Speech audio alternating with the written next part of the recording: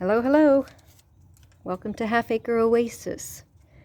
This is my favorite place to be. Look at those beautiful hens. They are so happy and healthy. I just gave them a treat over there. They ate it all up. Now they're coming back for more. Nope, no more, ladies. No more. So, it's always good to see the hens.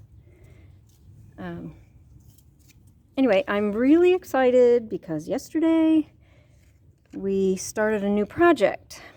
I had bought some herbs and I wanted to build an herb garden. And I was trying to decide how I wanted to do it. I was thinking about one of those sort of spiral gardens that kind of they spiral around and go up, taller. Hi, Sadie. So I ended up deciding against that, but I had found these. Oh, by the way, the herb garden, I wanted to be right outside my back door. And so here we are stepping out, and there it is. And I know it looks kind of crazy right now, but yeah, so I went yesterday, got these blocks. Of course, I wasn't sure how many I'd need or how big I was going to do it, so we had to go back and get more. So here it is. I think the blocks are so pretty. I think they're going to be even prettier when it gets rained on.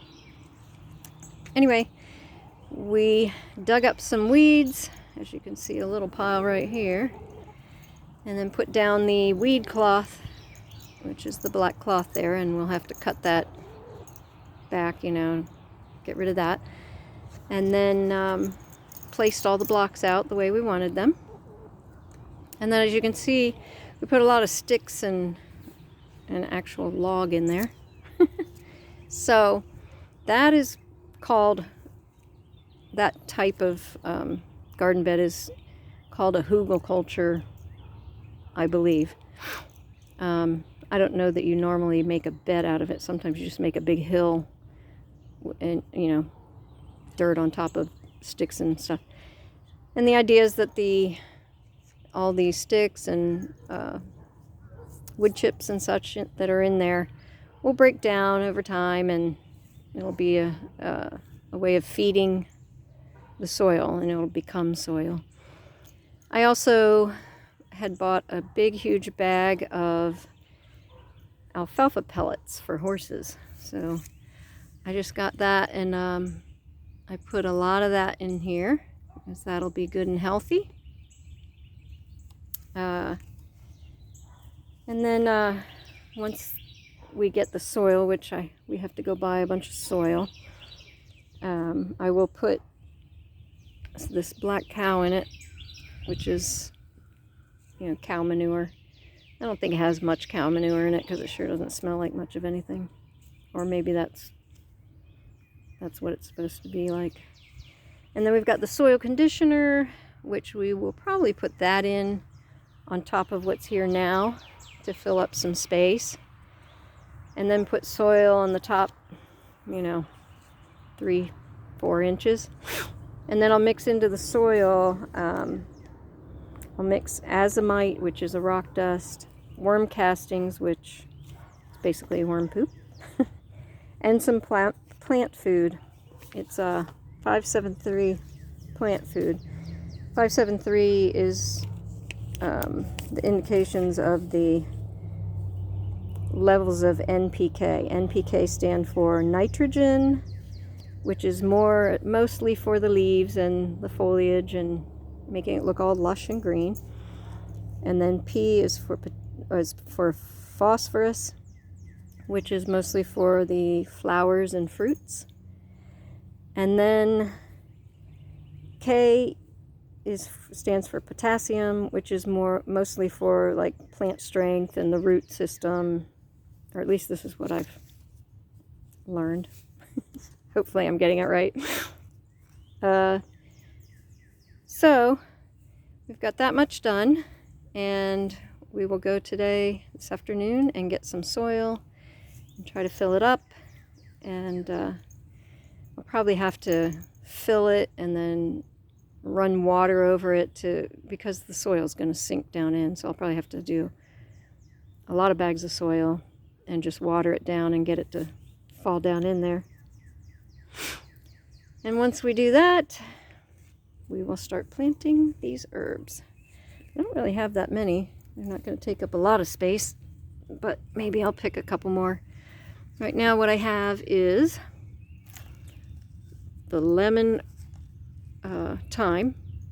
So this is a beautiful variegated plant, which means the leaves are, you know, they have some white and yellow and they just look really pretty. I like that. And then this one is Greek oregano. So yeah, I'm going to be learning how to use all these things in my kitchen. We got some bee balm, which I've heard of it, never really seen it, but I grabbed it. We've got some sage. And then I got some lemon balm. It's a beautiful plant. At any rate, I've never grown any of these before. I will have dill, but I don't think I'll be planting that in this garden because dill gets really tall, or at least the kind I grew a couple years ago gets very tall, and I want to keep that in the bigger garden bed. And I might find some other things that might go well in the garden. So, hello Sadie. Oops. There you are. Front and center. So, yeah, it's going to be really fun getting these planted. And then I also have a whole lot of other things to plant. You can see I got a lot of marigolds. And these are watermelon. And let's see what else I've got in here. These I grew myself from seed. And these are the purple tomatillas. So they're looking pretty good with flowers already. It's a beautiful plant. So pretty. And then over here I grew some of my own tomato plants for the first time. I've tried a couple of times in recent years, but I always seem to do something to kill them. So this time I actually have some that came through, so I hope they're going to turn out well. And then I also grew some pepper plants on my own. Let's see, like a couple here, and there's a couple there. And so those should grow well. They look really healthy. I did buy one also. And then this one looks like purple tomatillas, but this is a Molly's ground cherry.